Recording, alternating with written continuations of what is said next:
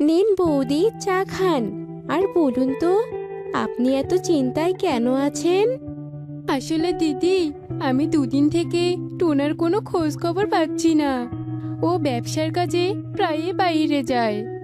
ওই যতই দূরে যাক না কেন, ও আমাকে কল করে জানায়।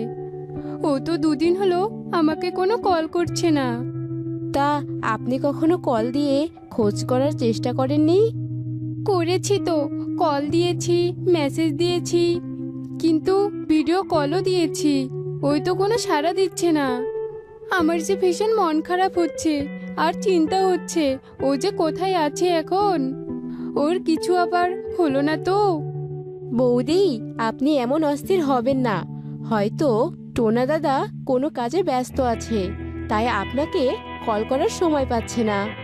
দেখবেন ফ্রি হলে ঠিকই আপনাকে কল করবে।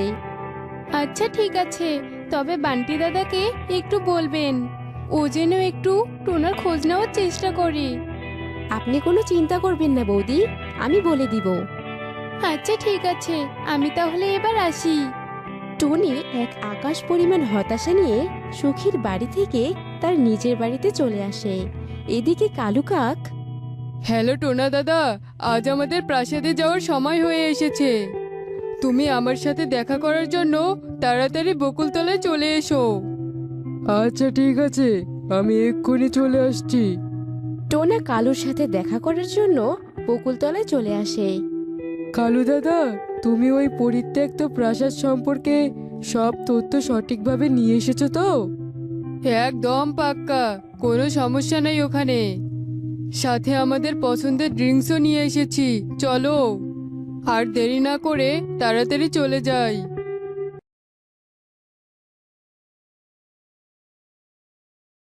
তারা দুজন মিলে পরিত্যক্ত প্রাসাদের সামনে যায়। এত বড় প্রাসাদ কিভাবে নোংরা হয়ে পড়ে আছে! যদি কেউ এই প্রাসাদটার পরিচর্যা করত, তাহলে সে এই প্রাসাদটাকে দর্শনীয় স্থান বানিয়ে ভালো টাকা ইনকাম করতে পারতো। সবাই তো আমাদের দুজনের মতো চালাক না, বলো? যদি চালাক হতো তবে যে কেউ এসে এই প্রাসাদটা দখল করে নিয়ে যেতে পারতো। এমন সময় একটি পাগল পাখি এসে তাদের দুজনের সামনে হাসতে হাসতে হাজির হয়।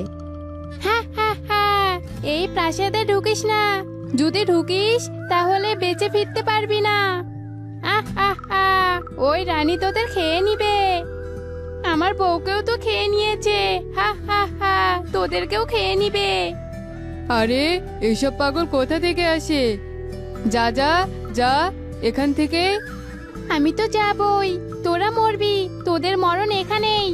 হা হা হা। কালু দাদা, ওই পাখিটা এসব কি বলে গেল? এখানে ভূত থাকে? না না, ওসব শুধু লোকমুখেই শোনা যায়। ওসব কিছুই নেই। আমি তো মাঝে মাঝে ড্রিঙ্কস করে এসে এখানেই পড়ে থাকি। কই, কোনো তো ভূত আসে না। চলো চলো, বাইরে দেরি না করে ভিতরে ঢুকে পড়ি। কালু ও টোনা সৎ সাহস দেখিয়ে প্রাসাদের ভেতরে ঢুকে পড়ে।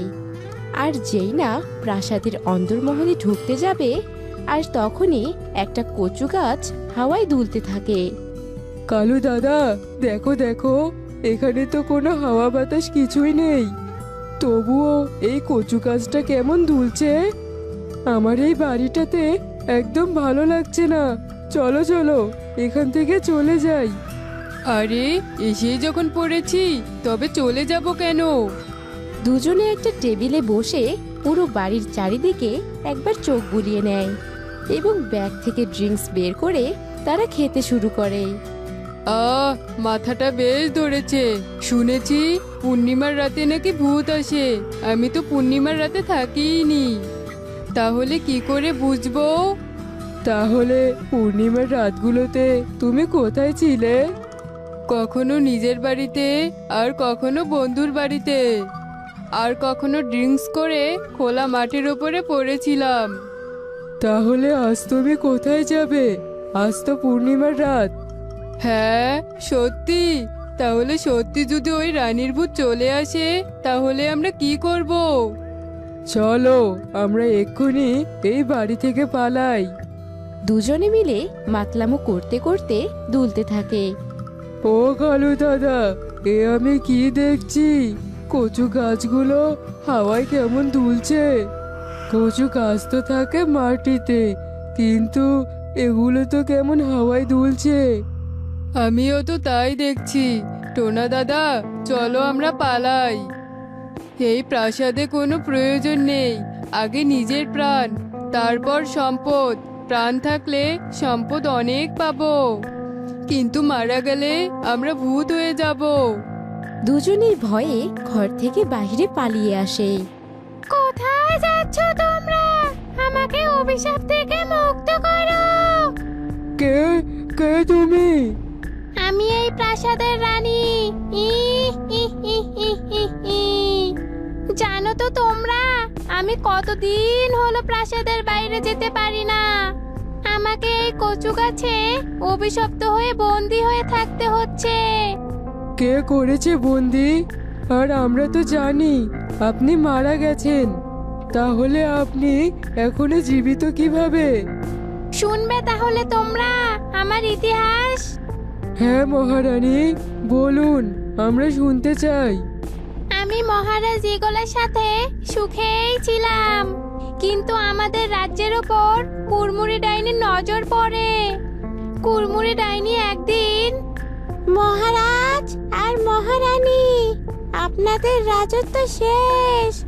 আপনাদের তো কোনো বংশধর নেই যে আপনাদের রাজ্যকে ধরে রাখবে, আর তাই আমাকেই আপনার রাজ্যের রানী বানিয়ে পদত্যাগ করে চলে যান। আমি জীবিত থাকতে এটা কোনোদিনও সম্ভব নয়। তাহলে এবার দেখুন আমি কি করি। অমনি ডাইনি আমাকে হত্যা করে, আর মহারাজ কিছু বলার আগেই আমাকে অভিশপ্ত কচু গাছ বানিয়ে দেয়, আর রাজার সাথে যুদ্ধ ঘোষণা করে। মহারাজের তলোয়ারে এক বিশেষ শক্তি থাকায় মহারাজ ডাইনিকে ভস্ম করে দেয়, আর নিজে আহত হওয়ার কারণে মহারাজ মারা যায়, আর আমি অভিশপ্ত কচু গাছ হয়েই বন্দি থেকে যাই।